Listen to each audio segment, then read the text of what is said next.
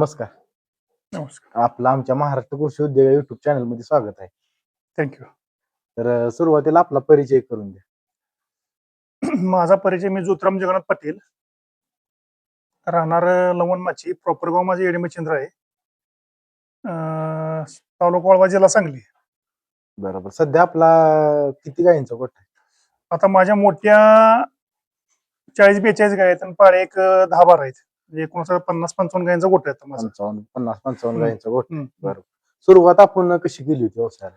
सुरुवात करताना मी म्हणजे कसं घरची शेती बघत बघत एक 10 म्हशी होत्या माझ्या पहिल्या. हा.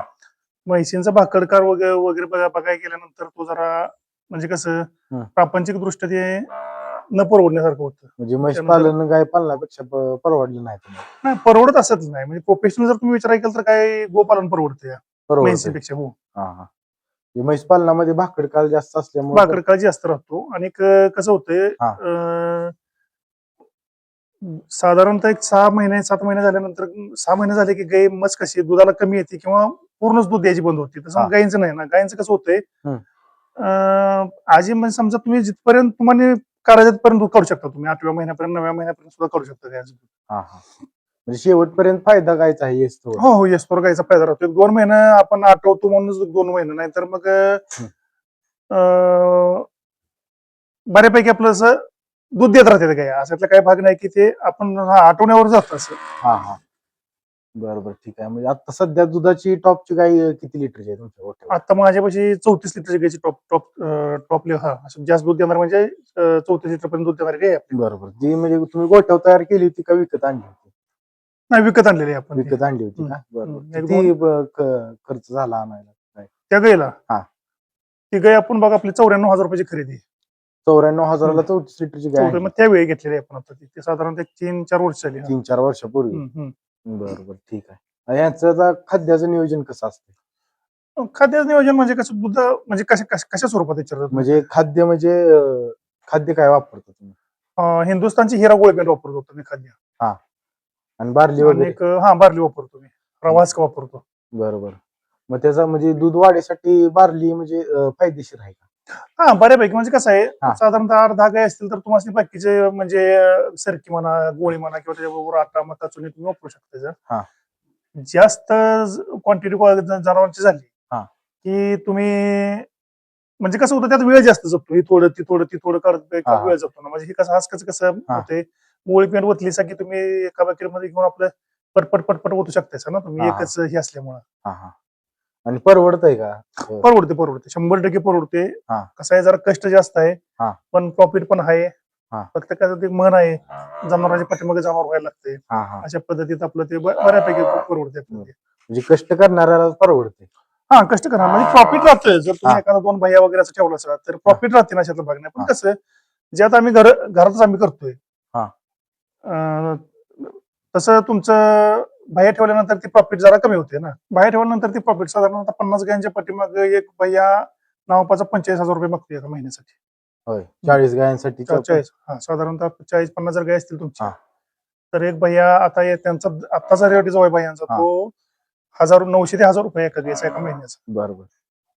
आता समजा एखाद्या शेतकऱ्याच्या 10 गाय आहेत तर त्याला दूध किती लिटर पाहिजे त्या गायच्या मागे, तेव्हा त्याला व्यवसाय फायदेशीर? सरासरी बघा, तुम्हाला सांगतो, गोठाशास्त्रानुसार 10 गायांचं 120 लिटर दूध पाहिजे कंटिन्यू.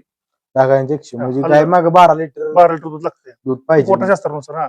परवडतं. 8 लिटर वर जरी आलं तरी परवडतं. असं काय धंद्यात तोट्यात जात नाही.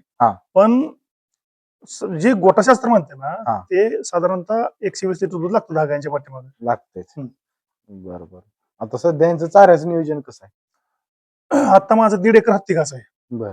आणि 10 दिवसाला मला 7 ते 8 टन ऊस लागतो. ऊस लागतो म्हणजे ऊस विकतच घेता? ऊस विकत घेतो सगळा. बरोबर. म्हणजे ऊस कसा विकत घेता? विकत वैरण परवडते का तुम्हाला? परवडते सगळा खर्च. सरासरी बघा की आता 400 लिटर जर दूध पकडून चालू माझं तुम्ही, तर आता मला 38 रुपयाच्या आसपास दर बसते. म्हणजे 1,52,000 म्हणजे लमसम 1-1.5 लाखाच्या आसपास बिल निघते. 1,40 कधी 1,35 वर येतं, 31 वर येतं. म्हणजे फुल दूध असते अशा वेळेला. हेच दुधाची लेवल जेव्हा 250-300 वर जाते त्यावेळेला नकळत तो आपला फायदा कमी होतो पण प्रॉफिट मध्ये असते. कारण त्यावेळेला बाकीचा खर्च पण कमी होत असतो ना तुमचा. म्हणजे कसा, गोळी पेंडीचा, हासकाचा म्हणा. फक्त आपली राती कुठली वैरण वैरण तेवढी आपल्याला कंटिन्यू एकसारखी आईस ठेवावी लागते. बरोबर बाकीचा खर्च जरा नकद कमी होतो. बरोबर. आता चारा, हत्ती गवस आणि ऊस वापरताय म्हणजे बाकीचे शेतकरी हम्म. ते म्हणतात म्हणजे मका वापरा, ही वापरा किंवा शाळू वापरा, नाही पण तुम्हाला काय खराब रिझल्ट आलाय का बा ऊस वापरताय हत्ती गवत वापरून? नाही नाही, कसं ऐकून काय सांगून घेतो तसा एक गोष्ट माझ्या अनुभवात मी तुम्हाला सांगतो. हा. आमचा हा जो पट्टा आहे म्हणा, वळवा म्हणा, बत्तीस म्हणा किंवा हा. खालतं तुम्ही पलूस तालुक्यात ठराविक नदीकडचा भाग जर गेला गेला सगळं ह्या भागामध्ये ऊस जास्त पिकतो. हा. म्हणजे कसं होतंय, क्षेत्र कमी ह्या भागातल्या हा. लोकांना आणि क्षेत्र कमी असल्यामुळं बाकीची जी वैरण कमी. आता जरा समजा तुम्ही मक्यान केलं हा. सा, एकदा मक्यान केलं समजा एकरभर, तर ती मक्यान घातल्यानंतर परत मक्यान ती लावून म्हणजे त्या जमिनीची मशागत करून ती टोकन होऊन परत जनावरशी घाला याला 3, 4 ते 5 महिन्याचा कालावधी जातो मध्ये. हत्ती कसं आहे, एकदा तुम्ही कापलं सा हा. की त्याला पाणी दिलं की ते लगेच यायला चालू होते ना, म्हणजे हा. 2-2.5 महिन्यामध्ये जे एकसारखे पाठी म्हणून कापणे होत असतात. तुम्हाला व्यवसाय करताना अडचणी कुठल्या कुठल्या आल्या? अडचणी म्हणजे कसं आहे, अडचणी अशा सांगून येत नसतात कुठले पण म्हणजे कोणत्याही गोष्टीला. हा. आता समजा आता गेल्या 4-5 महिन्याच्या पाठीमागं ब्रुशेरा म्हणून माझ्या गोट्यावर रोग आला. हा. ह्या रोगाचं कसं आहे, हा रोग आलेला समजत नाही गोट्यावर. म्हणजे ती गाय वैरण खायची बंद होत नाही किंवा म्हणजे कुठलाच प्रॉब्लेम नाही त्या गायचा, वैरण खायची बंद होणार नाही, काय नाही. गायचा त्या प्रॉब्लेम काय येतो, गाय 7 महिन्याच्या मोर त्या गायच्या अबॉर्शन म्हणजे ती गाय गाभारते, थोडक्यात काय तर ती गाय गाभारते. आणि ती गाय गाभारल्यामुळे काय होतं, धड ती गाय दुधावर नाही. आणि आपण काय करतो, 6-7 महिन्याच्या मोर ती गाय आठवलेली असते, दुधावर पण नाही ती गाय गाभ पण नाही. त्यामुळं अशी अडचण निर्माण होती की आपल्याला जर ती गाय दुधावर नाही तर आपण नाही, मग त्या गायचा टोटल जो काही पोषणचा खर्च आपल्या अंगावर पडतो. आणि हा ब्रुसेला रोग सांगून होत नाही, म्हणजे कसा होतो, तो गायच्या पोटात तयार होतो किंवा आपण एखादी बाहेरून गाय आणलेली असेल, त्या मालकाला आपल्याला फसवून जर ती गाय दिली असेल तर त्या गाय बरोबर तो रोग येतो आणि तो रोग सुप्तावस्थेत असतो. म्हणजे कसं, ट्रीटमेंट केली की तो रोग गाय व्यायली किंवा ती गाभडली, गाभडल्यानंतर त्या गायची पोटातली घाण वगैरे निघून गेली की तो रोग आहे तो सुप्तावस्थेत जातो. म्हणजे थोडक्यात काय तो मरतो थोड्या प्रमाणात. आणि त्या गायला आपण भरवल्यानंतर ती गाय 6-7 महिन्याची झाली की तो ऑटोमॅटिक तो रोग साधारणतः काय होतो, पुनर्जीवन होतं त्याचं आणि तो परत त्या गर्भाशयाला बाहेर टाकून देतो. आणि हा न कळण्यासारखा रोग आहे, म्हणजे तो डॉक्टरना पण असं वरून बघून समजत नाही. आणि तो रोग आपल्या गोट्यावर आला होता आणि त्यामध्ये माझ्या जवळजवळ 15 ते 16 गाय गेलेले. आणि तो कसा आहे, त्याचा संसर्ग जास्त आहे. म्हणजे कसं आहे, समजा त्या गायची वाढ पडली आणि त्या वाढावर दुसरी गाय बसली तर ती लगेच परत दुसऱ्या गायला होतो. म्हणजे आपल्याला मध्ये कोरोना आलता ना, म्हणजे त्यासारखाच, फक्त कसं संसर्ग कधी होतो दुसऱ्या गायला, त्या गायच्या शेजारी बांधली किंवा ती गाय बसली, त्या गायची घाण खाली पडली आणि त्या वाढतून दुसऱ्या गायला होतो. आता जी लोक म्हणजे व्यवसाय चालू करतात, तरुण आत्ताची मुलं, आणि गोठा त्यांचा बंद पडतो, त्याचं कारण काय वाटतंय तुम्हाला? सगळ्यात मोठं कारण म्हणजे आत्ताच्या तरुणांच्याकडे संयम नाही. महत्वाचं कसं आहे, ह्या धंद्यामध्ये संयम. म्हणजे आता मी म्हणलो तुम्हाला, साधारणतः कसं एखादा तरुणानं धंदा नवीन चालू केलाय तर धंदा चालू करायला सुद्धा एक वेळ असते. माणूस काय करते, दुधाला दर वाढला, दुधाला दर आहे, चला आपण 4 गाय घेऊया. तो म्हणजे ती वेळ नव्हती तुम्ही धंद्यात उतरायची. खरं सांगतो तुम्हाला, म्हणजे कसं असते, ज्या वेळेला दुधाला दर वाढतो त्यावेळेला जी 50,000ची गाय ती 80,000वर गेलेली असते. आणि तुम्ही 80,000ची गाय घेता, दर आपला भाग असा आहे की शेतकरी दर ठरवू शकत नाही. आणि काय होतंय, साधारणतः 4 महिने दर राहतो आणि 4 महिन्यानंतर हा दर आपला कमी होतो. दर कमी झाला की परत त्या 80,000ची गायचं दूध उत्पादन पण कमी होतं दुधाचं. दुधाचं उत्पादन कमी झाल्यानंतर काय होतं, दर पण कमी होतोय. मग तो टोटल ताळमेळ त्या नवीन उत्पादन धंद्यात पडलेला असतो ना, त्याला जो ताळमेळ घालताना जरा अवघड जातं. परवडतं का तर परवडतं, फक्त त्याला ते अवघड जातं. आणि याच्यामध्ये काय होतं की मानसिक दृष्ट्या त्याचं खच्चीकरण होतं की याला आपण धंद्यात पडलोय, आपण एवढं कर्ज, म्हणजे कसं होतं, साधारणतः माणसाकडे स्वतःच पैसे नसतो. एकतर तो बँकेकडून लोन घेतोय किंवा कुठे तर संघाकडून पैसे घेऊन तो त्याचा उतरलेला असतो. जो खाद्याचा खर्च साधारणतः जी गाय जास्त दूध देत असते तोपर्यंत त्याला ती परवडत असते. पण ज्या वेळेला त्या गाया आणि ज्या वेळेला तो गाया दुधाला कमी येते त्यावेळेला ते दूध संघाचा हप्ता किंवा बँकेचा हप्ता म्हणा किंवा त्या गायांचं खाद्य म्हणा किंवा तुमच्यासाठी लागणार थोडाफार खर्च असतो किंवा तुमचा जो बॅलन्स असतो, ही जी तफावत जुळून येत नाही. मग माझा नवीन उद्योग म्हणजे ह्या धंद्याची पडणार नवीन जी तरुण पिढी आहे त्यांना मला सांगणार फक्त एकच विनंती आहे की ज्या वेळेला गायांचा दर कमी असते ती, भले दुधाला 2 रुपये दर कमी असू दे, अशा वेळी तुम्ही गायांची खरेदी करून ठेवा. म्हणजे कसं होतंय, साधारणतः जी तुम्ही 50,000ची गाय 80 किंवा 90,000ला घेताय सगळ्यांना, ती 50,000ची गाय तुम्ही 50,000लाच घ्या आणि त्या धंद्यात पडा तुम्ही. आणि दर कमी असताना तुम्ही धंद्यात पडल्यामुळे काय होतं, तुम्हाला माहित असते की बाबा ह्या दरामध्ये आपण कसा ताळमेळ घालायचा.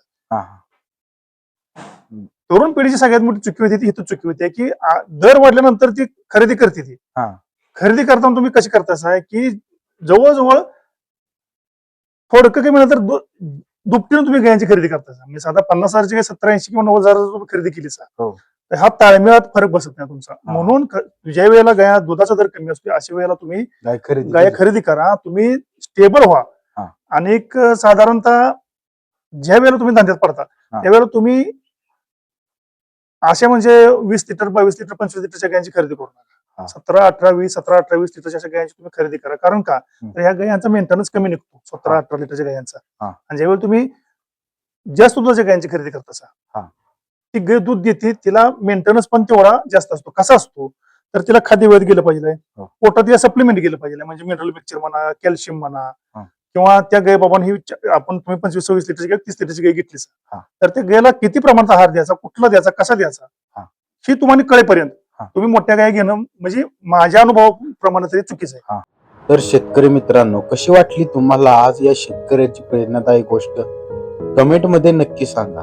व्हिडिओ आवडला तर लाईक करा आणि असेच व्हिडिओ तुम्हाला पाहायचे असतील तर आपल्या YouTube चॅनलला सबस्क्राईब करा, जेणेकरून तुम्हाला आपले व्हिडिओ दिसत राहतील आणि तुम्हाला माहिती मिळत राहील.